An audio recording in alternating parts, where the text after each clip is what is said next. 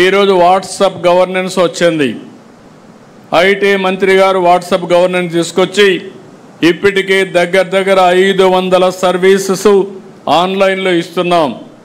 August 15 నాటికి 703 సర్వీసులు ఆన్లైన్లో పెట్టి ఎవ్వరు కూడా ఆఫీస్కి వచ్చే పని లేకుండా పూర్తిగా సర్వీస్ అన్నీ ఆన్లైన్లో ఉంటాయి. దీనివల్ల కరప్షన్ చాలా వరకు కంట్రోల్ అవుతుంది.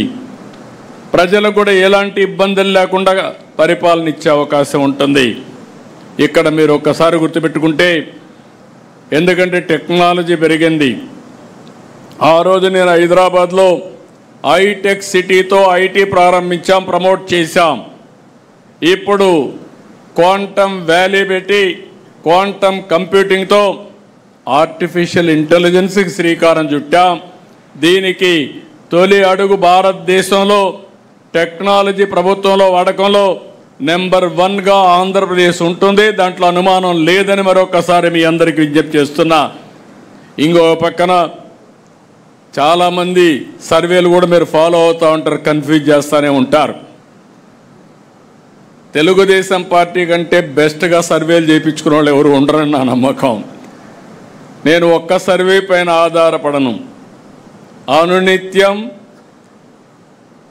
అనేక విధాలుగా సమాచారం వస్తూనే ఉంటుంది. క్యూఆర్ కోడ్ మొదలుకొని డిజిటల్ పెనిట్రేషన్ మొదలుకొని క్యాపీ మీరు ఏ సర్వేలన్నా ఎవరేం చెప్పినా వాళ్ళది ఒక సర్వే. వాళ్ళందరివి కలిసి నేను డేటా అనలిటిక్స్ చేసుకొని ఏది వాస్తవం, క్షేత్రస్థాయిలో ఏమనుకుంటున్నారో రియల్ టైంలో తెప్పిస్తున్నానని చెప్పి కూడా నేను మీకు తెలియజేస్తున్నా. అది మీ అందరితో షేర్ చేసుకుంటాను. నేను ఒకటే విజ్ఞప్తి చేస్తున్నా, మనం ఏమనుకుంటున్నాం అనేది కాదు, ప్రజలు మనల గురించి ఏమనుకుంటున్నారు అది ముఖ్యం. ఒక వ్యక్తి మీద కానీ ఒక ప్రభుత్వం మీద కానీ అది అనునిత్యంగానే మనం తెప్పించుకోగలిగితే మనం తప్పులు చేయడం మానేస్తాం. నేను ఆ విషయంలో కూడా చూస్తున్నాను. ఏ నాయకుడు ఏ విధంగా పనులు చేస్తున్నాడు. ఒక ఆయన బాగా పనులు చేస్తాడు, అంతకంటే ఎక్కువ చెడ్డ పేరు తెచ్చుకుంటాడు.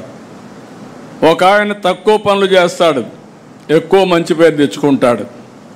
ఒక ఆయన చేసిన పని కరెక్ట్గా చెప్పుకోగలుగుతున్నాడు, దానివల్ల ఫలితాలు మెండుగా వస్తున్నాయి. ఇలాంటి డిఫరెంట్ మోడల్స్ ఉన్నాయి. ఈరోజు ప్రభుత్వంలో కానీ పార్టీలో కానీ రెండు పక్కల మీరు ఒకసారి చూస్తే క్షేత్రస్థాయి నుంచి రాష్ట్ర స్థాయి వరకు ఎప్పటికప్పుడు అధ్యయనం చేసి దాన్ని కరెక్ట్ మెజర్స్ కూడా తీసుకుంటున్నాం. నేను మిమ్మల్ని అందరినీ ఒకటే కోరుకుంటున్నా, మళ్ళీ మీరు గెలవాలని. మీరు ఓసారి తెలుగుదేశం పార్టీ ఒక కుటుంబం, బీ క్లియర్. ఈరోజు ఎర్రమనాయుడు గారు ఆ రోజు పార్టీకి పనిచేస్తే ఈరోజు రామ్మోహన్ నాయుడు గారు కేంద్ర మంత్రి అయ్యారంటే అది కుటుంబ వ్యవస్థని పదే నేను చెప్తున్నా, అదే చేస్తున్నామని చెప్పి మీ అందరికీ విజ్ఞప్తి చేస్తున్నా. బాలయోగి ఉన్నప్పుడు, ఆయన చనిపోయినప్పుడు హరీష్ అయితే చాలా చిన్నవాడు. తర్వాత బాలయోగి చనిపోయిన తర్వాత ఆయన పెద్ద అయిన తర్వాత చదువుకున్న తర్వాత మళ్ళీ ఎతికి ఆయన తీసుకొచ్చి ఎంపీ చేసిన పార్టీ తెలుగుదేశం పార్టీ. అది కుటుంబ బాంధవ్యం అంటే. First of all A party అయినా సరే, ఏ ప్రొఫెషన్ అయినా సరే దానికి కొన్ని నామ్స్ ఉంటాయి. అలాంటివి ఉన్నప్పుడు ఎవరైతే పార్టీకి సిన్సియర్గా ఉంటారో, ప్రజాసేవకు అంకితమై పనిచేస్తారో అలాంటి కుటుంబాలని గుర్తుపెట్టుకొని ఎక్కడికక్కడ మనం ముందుకు పోవాల్సిన బాధ్యత మన మీద ఉంటుంది. అప్పుడే సస్టైనబిలిటీ వస్తుంది, స్టెబిలిటీ వస్తుందని చెప్పి కూడా నేను మీకు తెలియజేస్తున్నా. అదే సమయంలో మేము ఉంటాం, వారసత్వం ఉంది, మేము పనిచేయం, మీ ఇష్టం అంటే నమస్కారం తప్ప వేరే మార్గం లేదు. హ్యాండ్ హోల్డింగ్ ఇస్తాం, మిమ్మల్ని గుర్తిస్తాం, గౌరవిస్తాం.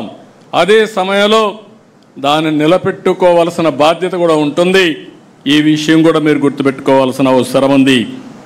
ఈరోజు మనందరం ఎప్పుడు కూడా ఎన్నికలు లాస్ట్ 1 ఇయరే ఆలోచిస్తూ ఉంటారు. 4 ఏళ్ళు పట్టించుకోకుండా లాస్ట్ 1 ఇయర్ క్యాంపెయిన్ చేస్తే, లేకుంటే మనం ఏదో చెప్తే ప్రజలు నమ్మడానికి సిద్ధంగా లేరు. అందుకే మొదటి సంవత్సరం నుంచి చిన్న చిన్న పొరపాట్లుంటే కరెక్ట్ చేసుకుంటాం. మన పాలసీ నిర్ణయాలు ఏవైనా తప్పుంటే అవి కూడా సరిదిద్దుకుంటాం. మన పరిపాలనా విధానంలో ఏమైనా లోటుపాట్లుంటే అవి కూడా కరెక్ట్ చేసుకుందాం. మన ప్రవర్తనలో కూడా ప్రజలకు నచ్చని విషయాలు, మన కార్యకర్తలకు నచ్చని విషయాలుంటే అవి కూడా కరెక్ట్ చేసుకుందాం. కడాన మీరు ఒకటి గుర్తుపెట్టుకోవాలి, రైట్ పాత్ అనేది ఒకటే, ట్రూత్ అనేది ఒకటే. ప్రజలు మెచ్చాలి, కార్యకర్తలు ఆమోదించాలి. తెలుగుదేశం పార్టీ ఎన్నికలప్పుడు ఏ మెజారిటీ వచ్చిందో దానికంటే అనునిత్యం ఇంకా మెజారిటీ పెంచుకునే విధంగా ప్రజా విశ్వాసాన్ని పెంచుకోవడం కోసం మనం పనిచేస్తున్నామని చెప్పి కూడా